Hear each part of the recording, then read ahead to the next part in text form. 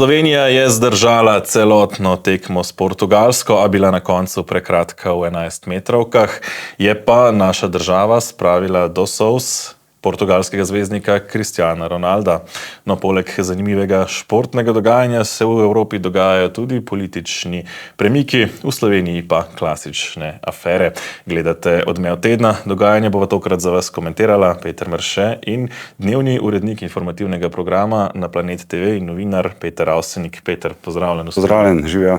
Pa če začneva res kar pri nogometu, Slovenija se je uvrstila v izločilne boje, prvič v velikih tekmovanjih, letošnji Euro, celih 120 minut proti Portugalski smo zdržali, celo na tisti točki, nekje na 105 minuti, ko je Ronaldo streljal 11 metrovko in potem jo je Jan Oblak obranil, smo lahko videli te solze. Predlagam, da si pogledava še enkrat ta ikonični posnetek.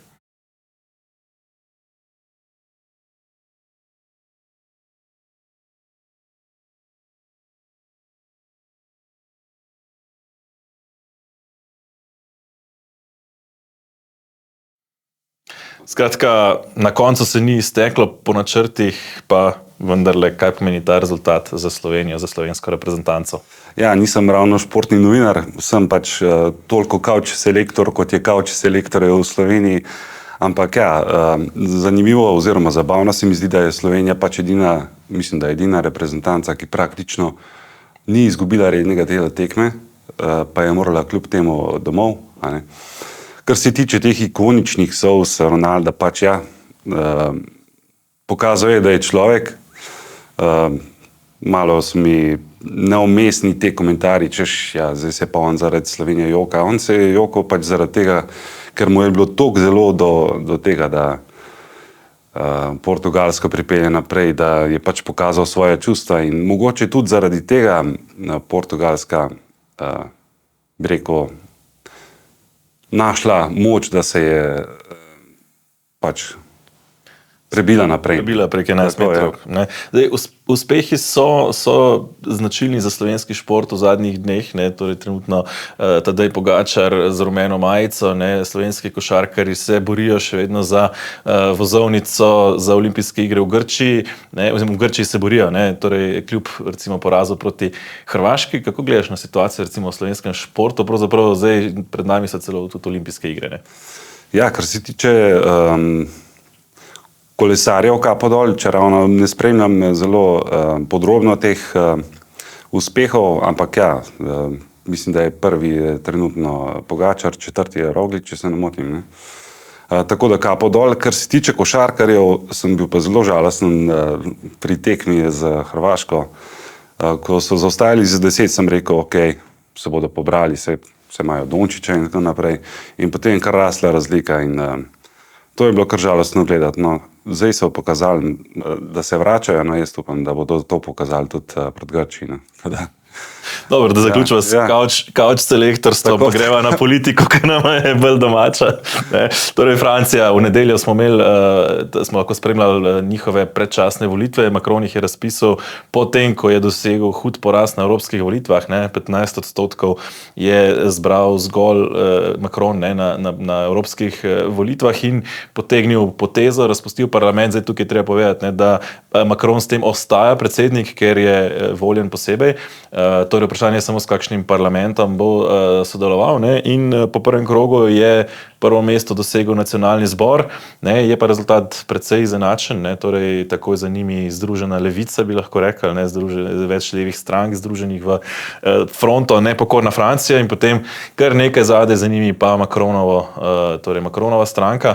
Ampak zdaj v drugem krogu, ker Francija ima ta dvokrožni sistem, torej v prvem krogu se prebijajo naprej, če nihče ni zbral 50%, prva dva kandidata, plus vsi, ki so zbrali 12,5%. V drugem krogu se zdaj nekako dela taktiziranja, ko se Macron povezuje z levico. Kako razumeš to situacijo, recimo v Franciji? Zanimiva se mi zdi že odločitev v prvi vrsti, da se je Macron odločil, da gre na predčasne volitve. Jaz mislim, da bi se tudi slovenski establishment politični lahko od tega naučil, karkoli. In kot zaenkrat kaže, niti ni nujno, da je potegnil slabo potezo. Mogoče bi glede na izid volitev v Sloveniji, evropskih, bi morda kaj podobnega utegnili biti dobro tudi za slovensko državo, ampak pustimo slovenske razmere. Ja, ne vem natančno sicer, kaj je hotel v političnem smislu doseči, ampak dejstvo je, da se mu bo očitno obrestovalo, kljub temu, da je v prvem krogu izrazito slavila, bi rekel, Le Penova in njen in TikTok deček, lahko rečem. TikTok deček, tako. Pa kaže, da se bo to taktiziranje, ki si ga omenil, torej umikanje glasov umikanje kandidatov iz tretjih pozicij, vendarle obrestovalo, saj so očitno združili moči. Zadnje ankete pač kažejo, da bo sicer prejela Le Penova največ glasov, oziroma njena stranka, vendar pa ne dovolj, da bi za republikanci dosegla večino absolutno v parlamentu. Zaenkrat jim kaže, mislim, da največ do 220 mandatov, pa če tudi združijo moči z republikanci, ne sežejo do 289, kolikor bi jih potrebovali za koalicijo. Tako da je verjetno, da bo ostalo pri, bi rekel, levičarsko-makronski navezi. Zakaj se recimo Macron toliko lažje? Macron šteje nekako kot sredinski kandidat, ne res, da je prišel izvorno iz socialistične vlade, tam je se začela njegova politična kariera v vladi v času predsednika Holanda, ampak vendarle kot nek sredinski kandidat. Zakaj tako zavračanje, kordon saniter, kot pravijo temu, torej zagotovo s recimo nacionalnim zborom ne želijo sodelovati, medtem ko skrajna desnica, skrajna levica pa ni težave, torej Jean-Luc Mélenchon, skrajna levica, tam pa se zdaj si celo umikajo drug drugemu kandidate, da se ne bi ti glasovi drobili, da bi jih združili. Tako je, na nek način bi mogoče lahko tudi tukaj potegnil usporednico s slovenskimi razmerami. Namreč vidimo v tej levičarski navezi je celo komunistična stranka,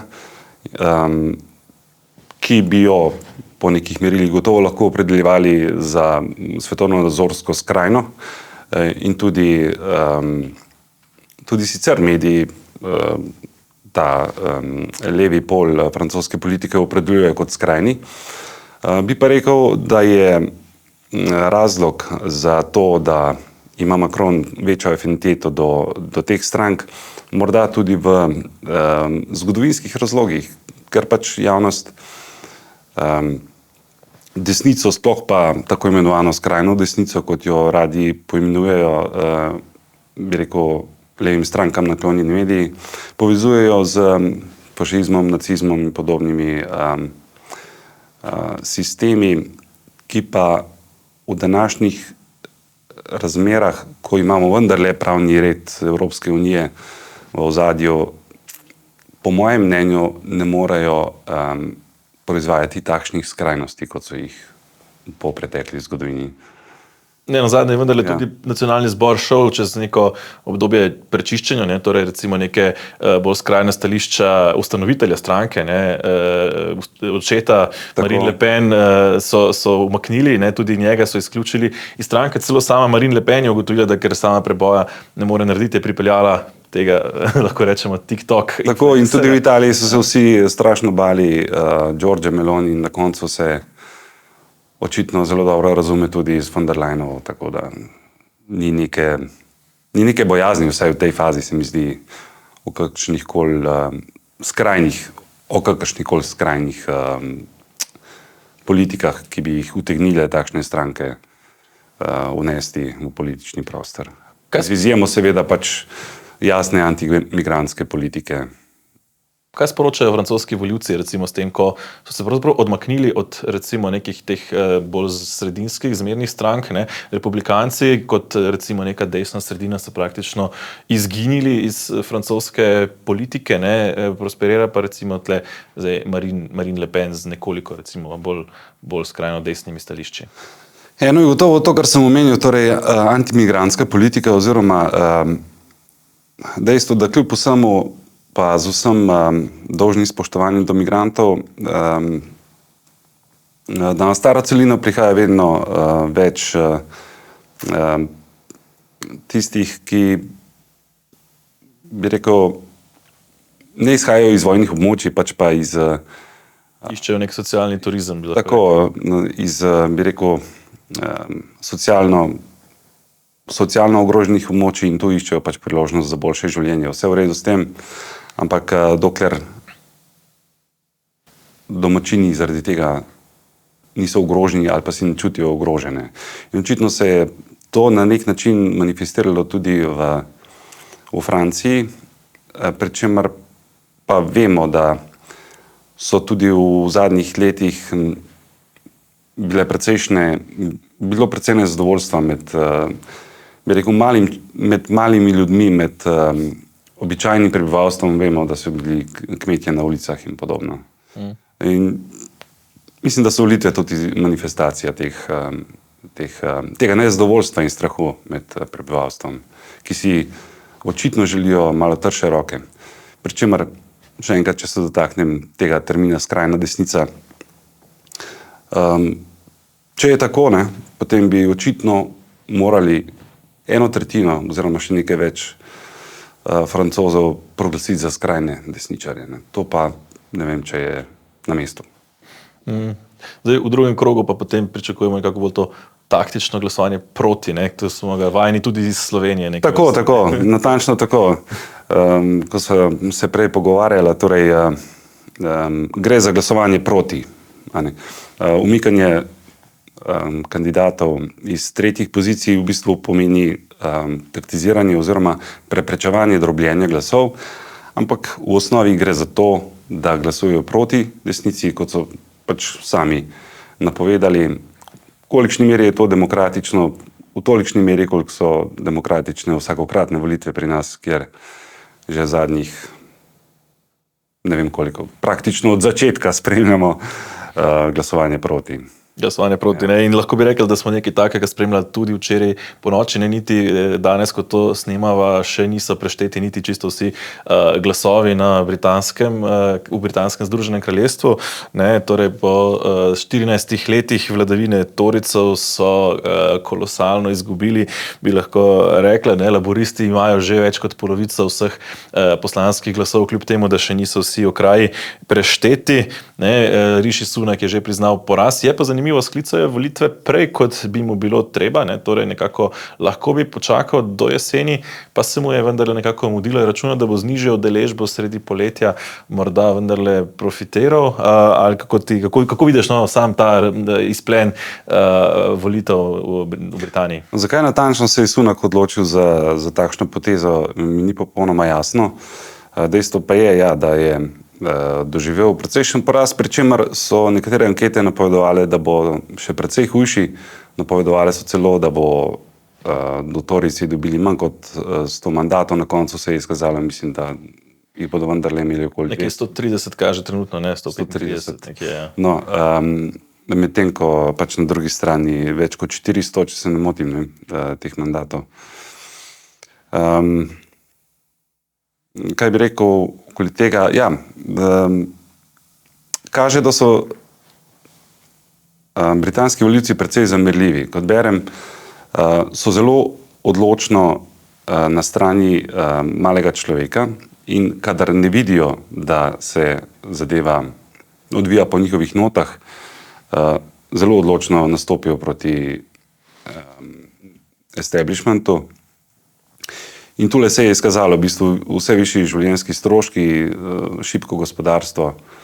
Očitno Britanci, za razliko od katerega drugega naroda, spremljajo, kaj se dogaja v njihovi državi in ne nasedajo raznim obljubam. In to znajo tudi zelo trdo kaznovati. Pred laburisti je zdaj zahtevna naloga, zaupali so jim volivci ogromno glasov, lahko recimo Starmer doseže, upraviči to zaupanje, ali bo čez 4 leta, 5 let recimo pravzaprav nekaj podobnega. Ravno iz tega razloga, kar sem ravnokar povedal, težko je reči, ali bo dosegal svoje cilje oziroma ali bo zadovoljil volivce, ampak zdi se mi, da ta padec konzervativne linije na Otoku ni tako brutalen, ravno zaradi tega, ker če ne bo dokazal Starmer, da lahko zadovolji pričakovanja, potem se utegne zgodba ponoviti čez 4 leta. Vemo, še 5 let nazaj je bil Boris Johnson na vrhuncu. Zdaj, morda še to, Reform UK je bila nova stranka, recimo prav tako, lahko rečemo nekje na desno od Torycev, ki je zažrla predvsej v njihovo volilno telo. Zdaj, zanimiv je njihov volilni sistem, ki pravzaprav imajo enokrožni, torej tisti, ki v prvem krogu dobi največ glasov, zmaga v okraju, torej lahko imamo pravzaprav situacijo, ko neka stranka odžre malo glasov, pa ravno pri večini okrajev doseže tisto razliko do nasprotne večje stranke. Reform UK je sicer, mislim, da nekje na dobrih 10 sedežih trenutno Nigel Farage je sicer izvoljen v parlament. Kako pa je to situacija? Mislim, da celo nekaj manj, kot berem, manj kot 10, ampak itak še niso dokončni ti rezultati. Zanimiv se mi zdi ta moment Nigela Faragea in tudi to je verjetno, bi rekel, tudi zaradi Faragea se mi zdi možno, da je odžrl pač vsaj del konzervativnih volivcev.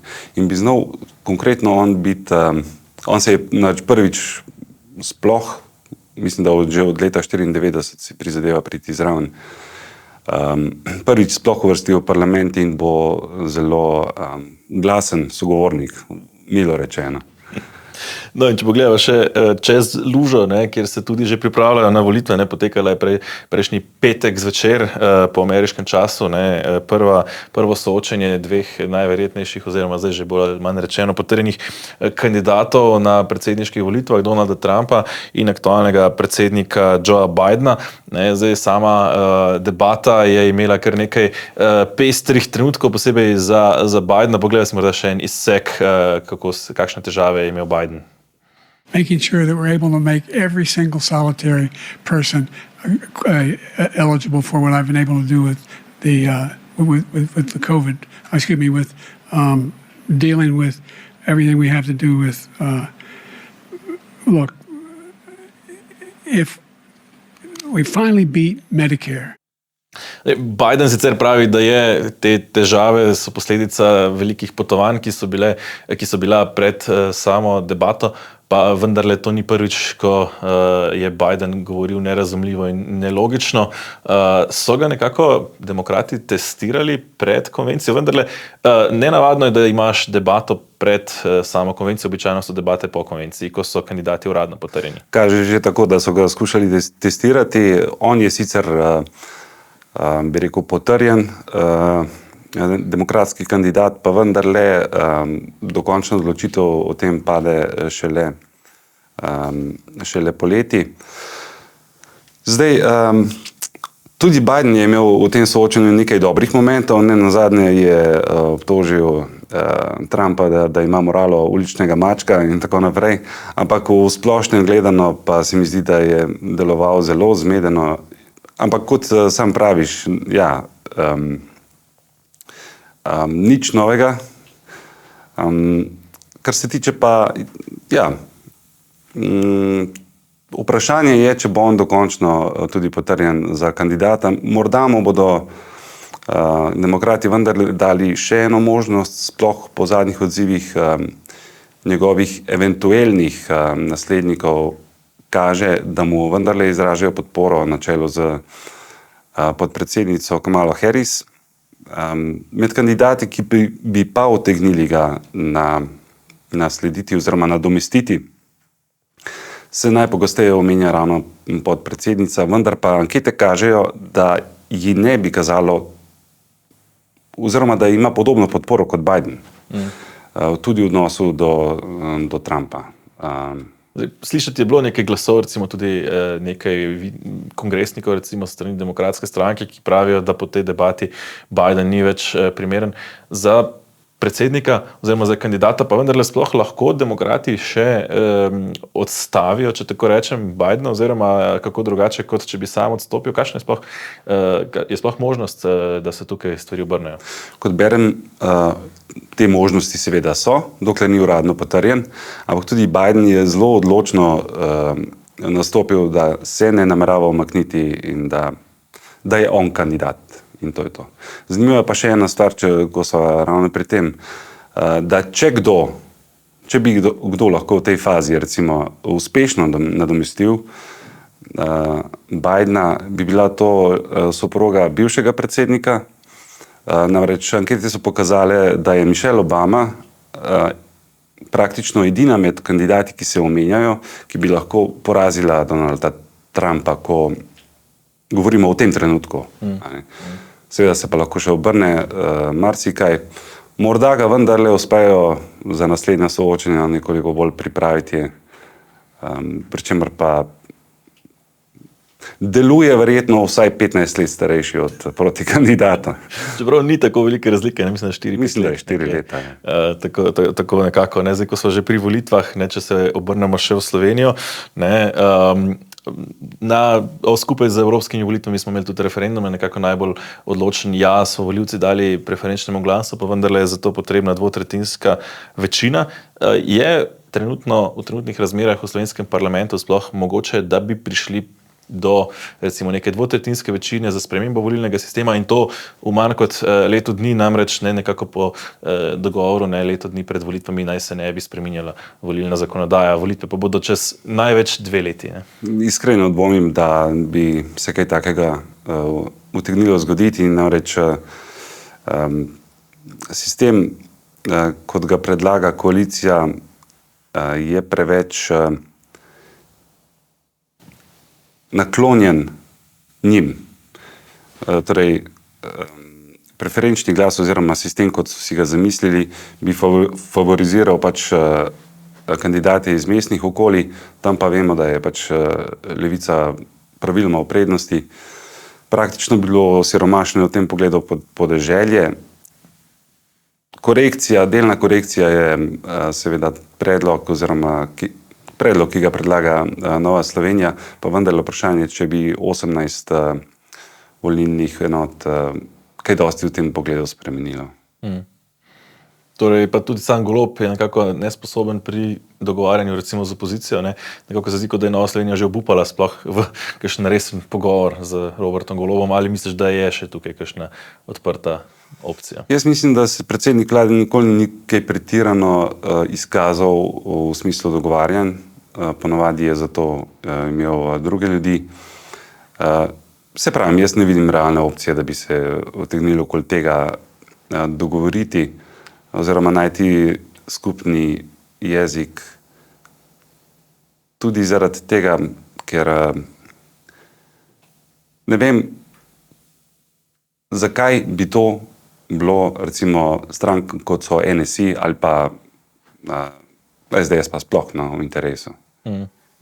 No, ko so že pri drugih ljudeh, ne, Roberta Goloba, ne, Emilija Stojmenova, duh ministrice za digitalno preobrazbo je tudi zadnje čase precej v javnosti in ne zaradi kakšnih pohval, ne, njenih 13,000 računalnikov nikakor ne gre v promet, ne, kljub temu, da smo lahko slišali recimo pred meseci vodja poslancev Svobode, ne, češ, da bi jih morali kupiti 200,000, ne 13,000, ne.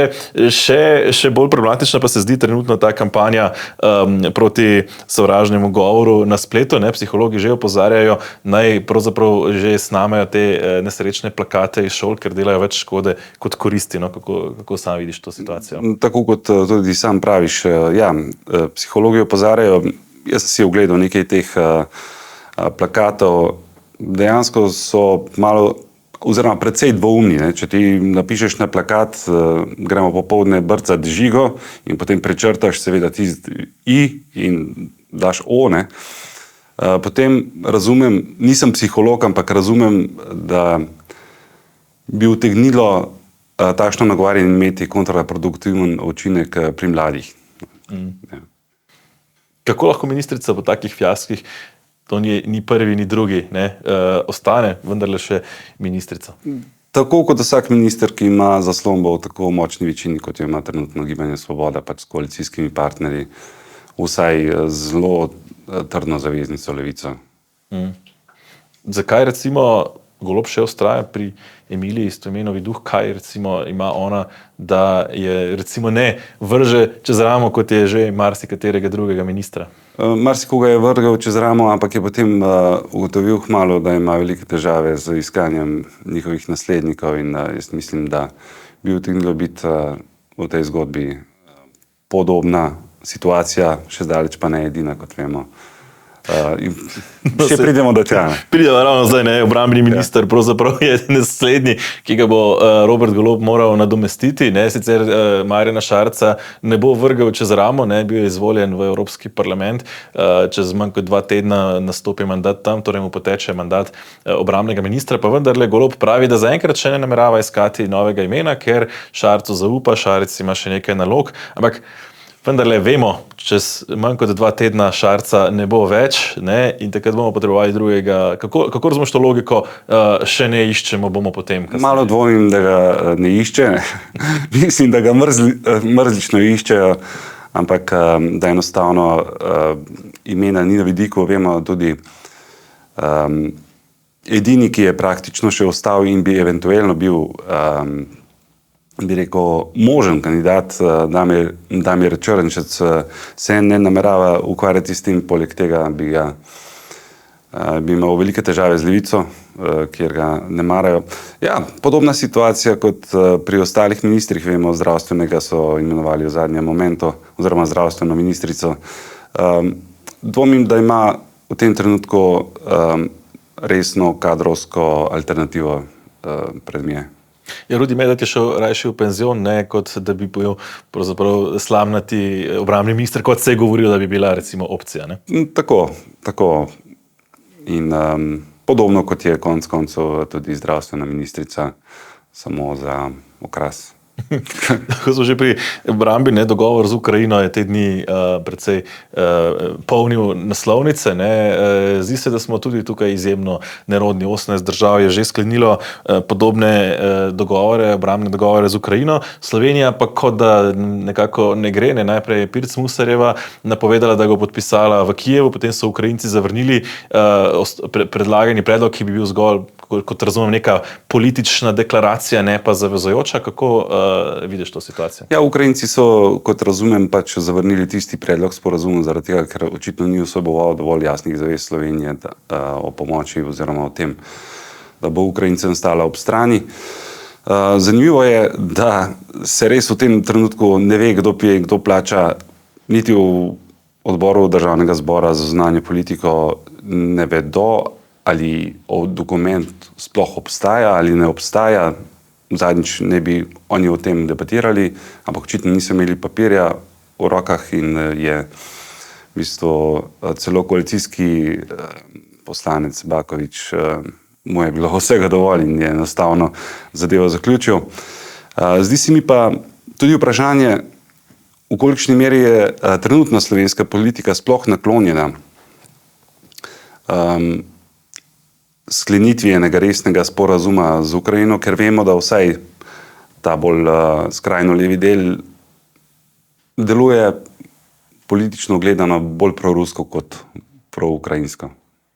Dogovorov pa se, težave z držanjem dogovorov pa nimamo le mednarodno, ampak tudi doma, zdravniki še vedno stavkajo ravno zaradi neizpolnjenega dogovora. Z upravnimi enotami se zdi, da so zdaj nekaj dogovorili, pa na drugi strani minister Mesec že napoveduje interventni zakon, s katerim bi v prihodnje omejeval stavko. Še bolj, kako razumeš te pravzaprav dogovore in kako Ukrajinci razumejo recimo dogovore aktualne slovenske vlade? Dogovorov je bilo v tem času, v času te vlade že kar nekaj, pa tudi obljub takšnih in drugačnih. Konec koncev je bilo tudi zdravnikom nekaj obljubljeno, pa potem iz tega ni bilo nič. Ja, meni se zdi super, da so sklenili dogovor z upravnimi enotami, ampak pravo delo se šele začenja. Glede na učinkovitost aktualne vlade oziroma na to, v kolikšni meri držijo tisto, kar sklenejo s komorkoli že. Vprašanje, če ne bomo čez dobre pol leta spet stali v kolonah pred upravnimi enotami. Ja, zdaj, pravzaprav dogovori, lahko Ukrajinci računajo na dogovor, če se Slovenci, pri Slovencih vlada tega ne drži. Težko rečem, ampak kot pravim, ni prvotno vprašanje ali ja ali ne, ampak ali si slovenska vlada enega resnega dogovora z Ukrajino sploh želi. Ja. Za konec pogledaš še eno stvar. SLS, zunaj parlamentarna stranka, ne, na evropskih volitvah sicer izjemno uspešen rezultat preko 7%, ne, naj pa bi bil kar en pester sestanek te dni, ko bi pravzaprav domnevno Peter Gregorčič želel prevzeti stranko, čeprav še niti ni njen član. Ne, po poročanju Reporterja naj bi prišlo do histeričnega nastopa, kjer je Gregorčič stranki očital, da ga je omejevala, na volitvah izsiliti pa skušal izredni kongres. Misliš, da lahko Gregorčič uspe ali so ga ustavili pri prevzemu SLS-a? Kako vidiš recimo to njegovo prihodno politično pot? Kot berem je, stranka ni ravno omejevala Gregorčiča pri nastopu na evropskih volitvah. Mislim, da je bil celo dogovor, da pač podpirajo njega in podpirajo Bogoviča pri kandidaturi.